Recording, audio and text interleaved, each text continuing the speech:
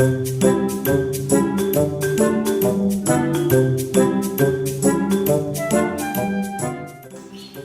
suis arrivé le matin pour faire mon tour normalement, pour vérifier si tout allait bien et donc regarder dans l'incubateur si les œufs allaient bien ou s'il y avait eu des éclosions pendant la nuit.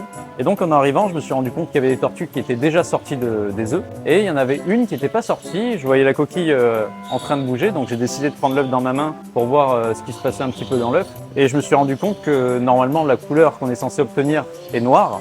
Et là pour le coup c'était plutôt rosé, voire blanc. J'ai enlevé la coquille juste un petit peu soulevée. J'ai vu que c'était en fait une tortue albinos puisqu'elle était toute blanche et avec les yeux rouges. Donc généralement ça veut dire que c'est un spécimen albinos. Voilà. On s'est rendu compte qu'en fait il n'y en avait pas beaucoup en Europe, même dans le monde. Et donc c'est comme ça que c'est devenu une petite star à notre échelle. Première chose que j'ai fait, c'était la laisser sortir tranquillement de l'œuf, donc dans la main. Elle est sortie dans ma main.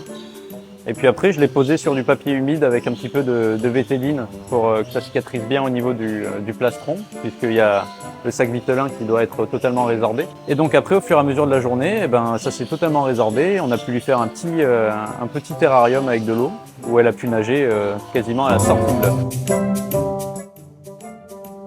Spécimen albinos qui est un peu particulier parce que les tortues, elles, ont normalement besoin quand même d'UV pour pouvoir fixer correctement le calcium et avoir une belle carapace et des os bien solides et pas de problème de santé. Le problème, c'est que comme elle est albinos, elle n'y aura pas forcément droit aux UV car ça pourrait lui faire des brûlures ou des problèmes de santé. Elle n'aura pas droit non plus à une lumière trop forte parce que ses yeux sont plus fragiles que la moyenne. Donc elle aura un traitement tout particulier avec pas d'UV.